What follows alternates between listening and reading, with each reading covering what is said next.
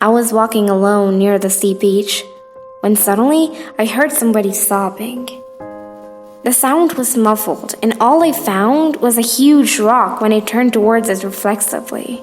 And for some reason, instead of walking away, I chose to take a look, skirting around the rock.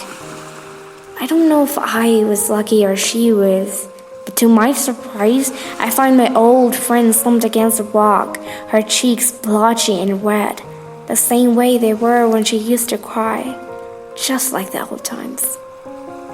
After a long years, finding that she lives in the same city as I do and having to see her face, I guess we both were lucky that day. When I called her name out loud and when she turned towards me with those desperate eyes of hers seeking help, I didn't find a hint of surprise in her face like how I'm sure I would.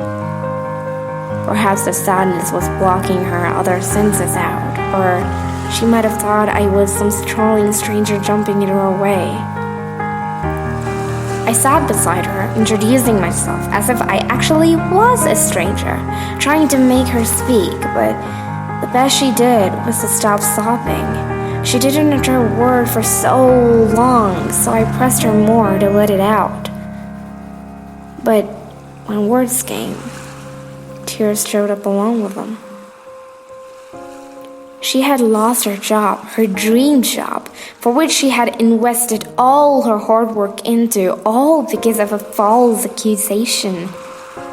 She grumbled about how she would never be the same again, how she was broke.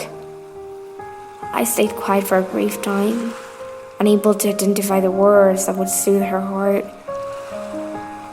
But then, from nowhere, I came up with a story. A story that had never happened. I knew a guy who was just like you. In fact, even worse. He had lost his job, his respect, his friends and all. But he didn't let go, for he still had his parents supporting him and a speck of hope brewing inside. I went on with the flow, telling her about how the man suffered, but still managed to be back himself when he'd begun his own business. I told her to trust her own skills like she used to, and start her own career which wasn't dependent on anybody. It was all a lie. A stupid, terrible lie. My speech wasn't a revolutionary one.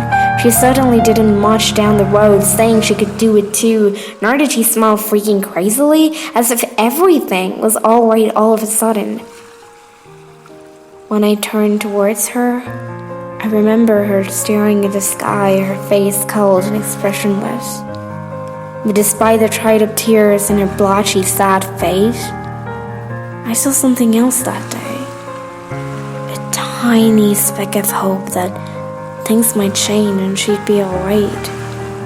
As beautiful as a glimmer of sunshine in a long, stretched ocean.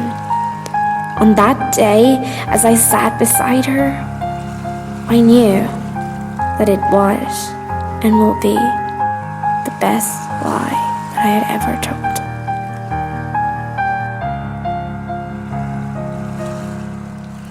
I smiled.